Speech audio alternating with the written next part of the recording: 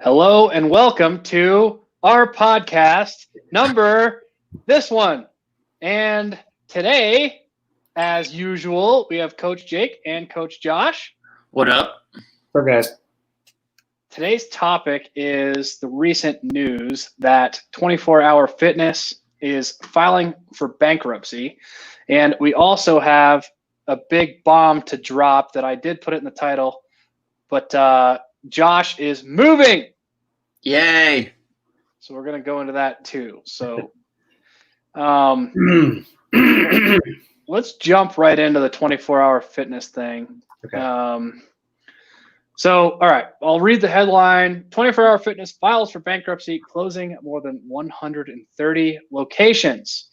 And then in front of me, have the article with all of the listed locations. And it said, it has been hit hard by the coronavirus pandemic, blah, blah, blah, blah, blah. And the list is California, Texas, Colorado, locations that we know and love. Whoa. So what I wanted to talk about, including Broomfield, and I think. What about the one in Lafayette? I wonder if that's closing. That one's staying open. That one's like brand new. So it looks like North Colorado Springs, Greeley, Aurora, 2 in Aurora, Belmar, Sport, wherever that is, Lakewood, Broomfield, Colorado Boulevard, Englewood, Fort Collins, Highlands Ranch, Littleton, Bellevue, another one in Englewood, and then South Glen Super Sport, which is Centennial. Wow. Yeah. So it's not just the micro gyms getting touched, it's the big Globo gyms too. Yes, that's what I wanted to talk about. And Josh just went right in. I did not prompt that. So expand on that. I mean, with the shutdown, with the COVID thing, of course, a lot of micro gyms got touched with that, right? Whether they, lease issues or, just revenue streams, people giving up their gym memberships for at-home garages, garage gyms, things like that. So that affects the small micro gym community. But now it seems like it's reaching a little bit further to the big Globo style gyms, like your 24-hour fitness, anytime fitness, stuff like that. So it's really interesting to see that even the big fitness facilities are getting shut down, even when their models are based on you not showing up. So that's what I find comical about this. That's the most ironic thing. They don't want you to come, and finally you're not ever coming back, but they close down anyway. That's crazy. Yeah, so that's just my thoughts. I think it's interesting how it all trickles up in this case, how it affects bigger industries. It's not the big corporations that are going to be taking over. They're going to be hit just as hard as the small micro gyms that are in everybody's community, all because of the COVID thing, and people are starting their own garage gyms, getting their own weight sets. Yeah. So, and people can't afford it, right? When you lose your job or you collect unemployment, you have to relook at or reevaluate your financials, and most people can't afford the luxury of going to a gym. I think it's deeper than that, because if you cancel your membership to 24-Hour Fitness, most people just keep it. They have another gym membership, first of all, but they got in so cheap that they only have it for when they travel. It's like $11 a month or $25 a month or something like that. Something so cheap that you don't even cancel the subscription on the off chance that you might travel somewhere that you might need it.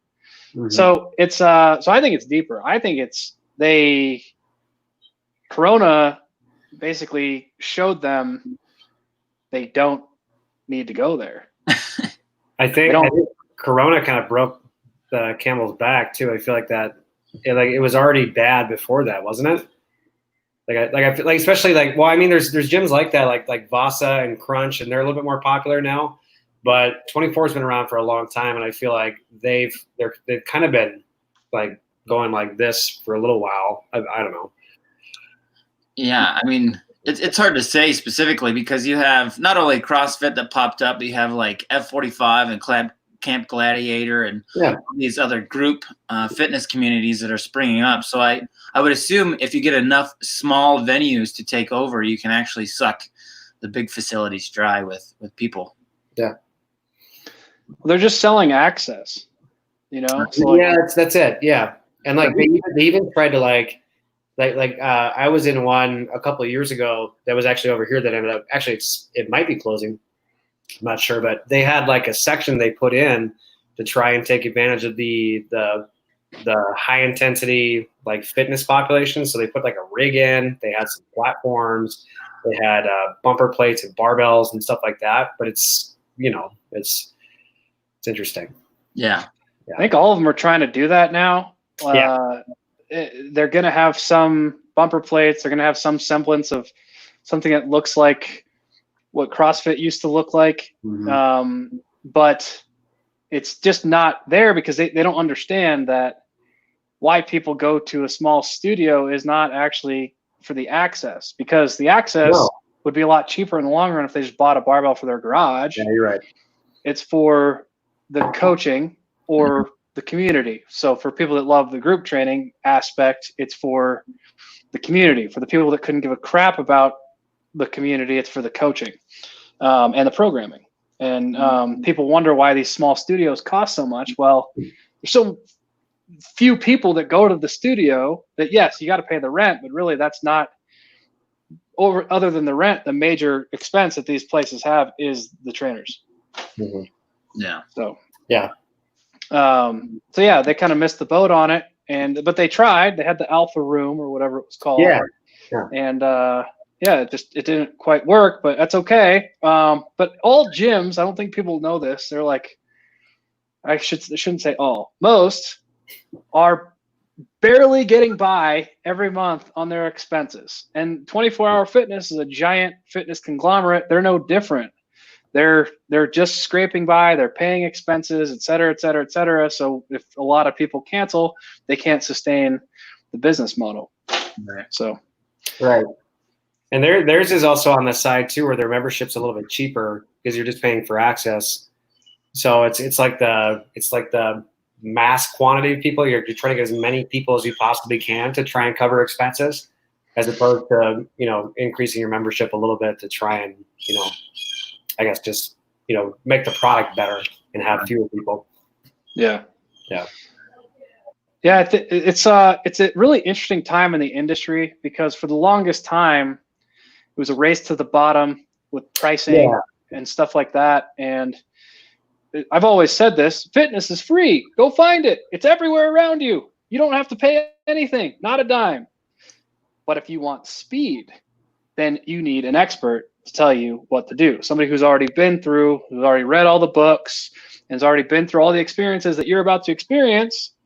If you want to get there faster, then you have to pay somebody. And for more contact, somebody to really hold your hand, you got to pay more. And that's fine. But in the past, people have wanted to drive the price so low that the fitness professional didn't really exist. But now what I've been looking at, because of what we just started, is fitness professionals with less experience than us are charging 4 times what we're charging for a crappier product. And I'm like, well, maybe we're not charging enough, or maybe we never did charge enough. But it's just interesting to find these things. Right. Okay. When was the last time you guys were inside of a 24-Hour Fitness? Well, I don't think I've ever really been in one because we always had gym facilities on bases. So I've never had to really go to any in that regard. And then on top of that, as soon as I got into CrossFit, it was, spending time at CrossFit gyms. So being in the military, I never had to, because the gyms on base were free and they're on 24-hour access. So I never had to be forced into a 24-hour fitness or anything. Okay. I go to them when I travel because of that. I just want access. I just want somewhere to work out everywhere. So, yeah. I used to go to the one. This was a long time ago. They've since closed, but there was one in Boulder, off of Iris, a long time ago, where the DMV is. It's still there. Oh, okay. That's what I was thinking of. So, but they're probably one of the ones that are going to close, because there's a bunch of different options that are opening up here now too that are a little bit along the same vein, but they're newer. I don't know. They're not on the list. So interesting. Maybe they made it. No, I thought they closed a while ago. Cool. Well, I used to go there. I used to be a member there. So. The Walmart next to it closed. That's what I remember over there. Yeah, maybe that's what it was. Yeah, because they had their big thing. I remember when they opened, they had a saltwater pool, which was pretty cool. Like if you live in Boulder, then you don't like touch your chlorine to your body or anything. So salt water is like a good alternative. So I'm surprised it wasn't like a patchouli pool. But yeah, so making digs on Boulder. But anyway, it's just an interesting transition. With the times, I didn't see that one coming. I did expect a lot of the smaller studios like ours to close like we did, but I didn't expect some of the bigger chains. So that was a shock to me when I saw the headline. Yeah. So, all right. Not really a very good segue, but Josh, do you want to tell everybody your big news and kind of go through the whys and all the stuff that led up to this decision? Yeah. So I'll be moving to Portland here at the end of the week. So I'll be heading out, starting a new life up there while staying in contact with this one here. So I have a friend who lives up there. Spent some time up there for about 3 weeks getting to know the area and talking about some future plans and things like that. So we decided that I'll be going up there. One, to continue our online programming, so kind of touch a new group of people with fitness and nutrition up there, which I've already got some people lined up for that. Then on top of that, there's alternate revenue streams that I'll be able to jump into with some. The friend that I have is a general contractor / a broker, so she has her general contracting license and stuff like that. So be looking to get into some business with that, looking to buy some property later on up there. And then on top of that, there's some other interesting revenue streams for myself as well. So I'll finish school up there, finish off my degree, and then continue to coach and do fitness up there. So hopefully I can get some new clients in there and funnel them into our business. So that's kind of the backstory, the why. Loved Portland, spent 3 weeks up there, got to tour around, see the location. It's so green. Got to spend some time at the ocean, got to do all that fun, crazy stuff. But really it's just setting up myself for a life of exploration and fun and being able to continue on with the passion of nutrition and fitness. So it's pretty awesome, dude. Yeah, so I'm really looking forward to it. Got rid of a lot of my stuff, so I became a minimalist, which is pretty awesome. Cool. It's really good to shed all that kind of stuff. So I do have a place to stay and all that good stuff. So quite an awesome place to be. So looking forward to it. Going to start some gardening. So grow a garden. We've got some chickens up there already, so we'll have some eggs, fresh eggs every day and all that stuff. So we'll see what we can cultivate in that area with content and stuff like that, with natural foods and growing your own foods and things like that. So different kind of dynamic. Hopefully I can bring to the table with the nutrition side of it, talking about where food comes from, actually showing you what it looks like when it's, coming from an actual garden, things like that, rather than just a supermarket. So a lot of cool ideas that are going to be coming out. So hell yeah, looking forward to it. Very cool. That's awesome. Congrats, dude. So thank you. Yeah, congrats. It's crazy, how much change has happened since this Corona thing. It's insane. I had that exact thought the other day. I mean, Jake's a business owner now.